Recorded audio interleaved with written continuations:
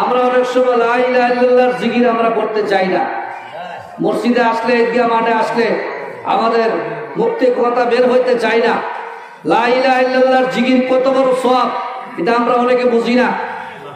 অনেক রকমের জিকির আছে এই দেশে, আছে না নাই?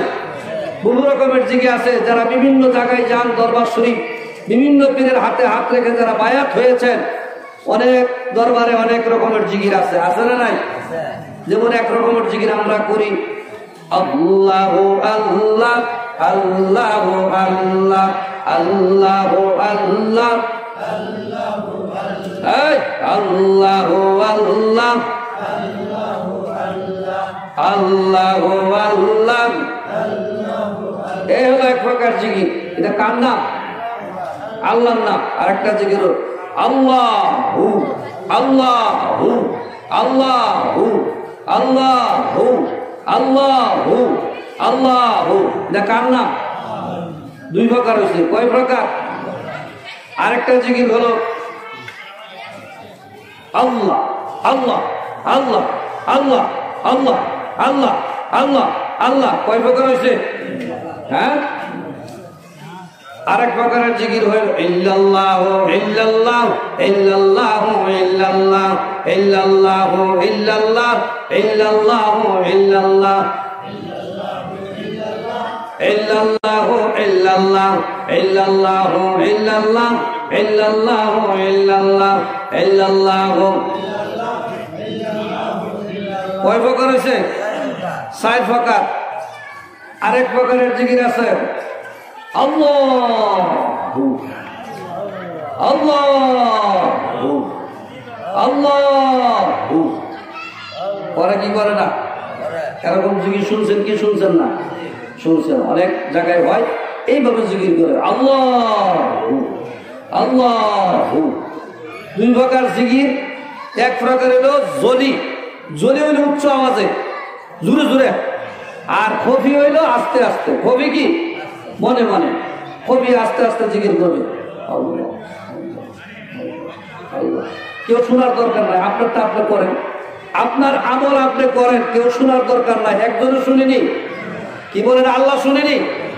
আল্লাহ যেহেতু শুনে সমস্যা নাই, আল্লাহরে খুশি করলেই আমরা খুশি, কি বলেন? ঠিক কিনা? আল্লাহ যদি বান্দার প্রতি খুশি হয়ে যায় আর কোনো সমস্যা আছে? আল্লাহ বলেছে রোজা আমার জন্য, আমি ইহার বদলা দিব, আমি ইহার পুরস্কার দিব। আল্লাহ আপনি কি পুরস্কার দিবেন?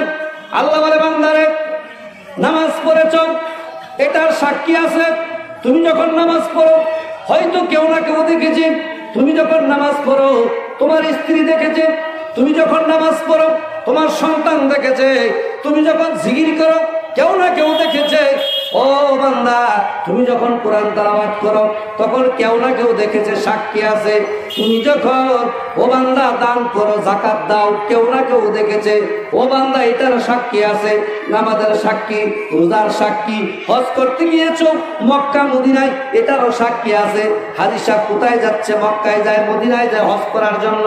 ও বান্দা, এমন একটা ইবাদত, এমন একটা আমল তোমাকে আমি দিয়েছি, যে এটা হলো রোজা। এই রোজাটার সাক্ষী কেহ নাই, একমাত্র আমি রাব্বুল আলামিন রোজার সাক্ষী। জোরে বলেন না সুবহানাল্লাহ। রোজার সাক্ষী কে? আল্লাহ। ঘরের মধ্যে স্বামী স্ত্রী 2 জন আছে, খাইলে একজনের 4 জন বলবে না, তারপর খান না। কার বয়ে? আরো জোরে কোন কার বয়ে?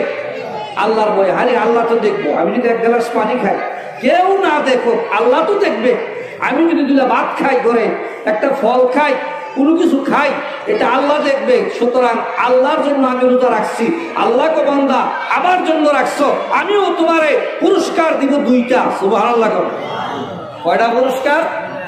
একটা পুরস্কার হলো রোজদার ব্যক্তি সেই রাত্রে সিহরি খেয়েছে 3টা 4টার দিকে, খাওয়ার পরে সারাটা দিন চলে গেল, তার পেটের মধ্যে কোনো খাবার পড়ে নাই, 1 গ্লাস পানিও পড়ে নাই, কোনো কিছু না।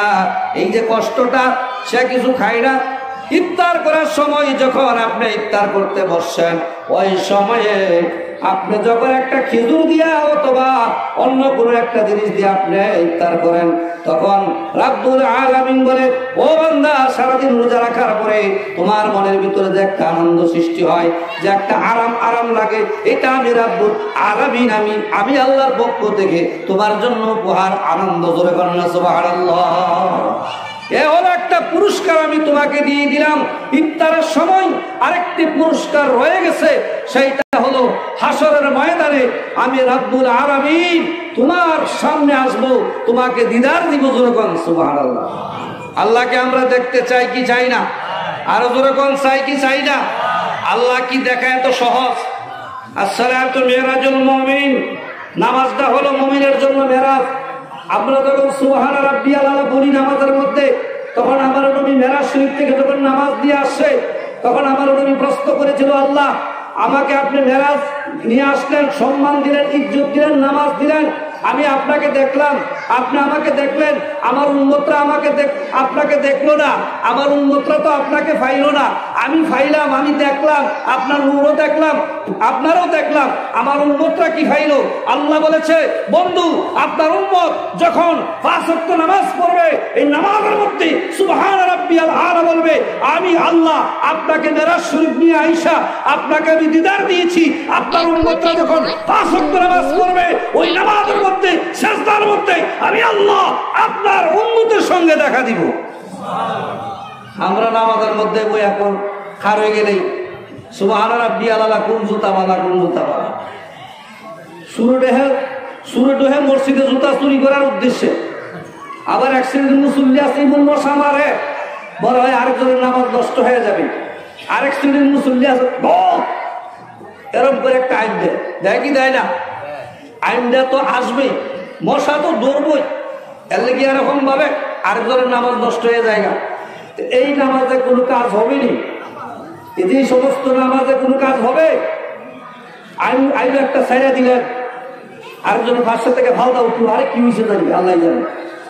মশা একটা বাড়ি দিলেন, মনে কি জানি একটা আওয়াজ হয়েছে, মনে বোমা বানাইছে। নামাজ পড়তে হবে হুজুরি দিলে, কোন দিলে? লা সালাতা ইল্লা বিহুজুরিল কালব, নামাজ হবে না হুজুরি দিলে।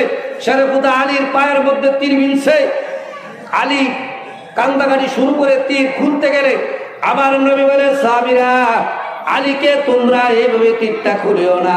আলী যখন নামাজের মধ্যে গিয়া দাঁড়াইবে, তখন তোমরা ওই তীরটা খুলে ফেলো। যখন সুবহানাল্লাহ।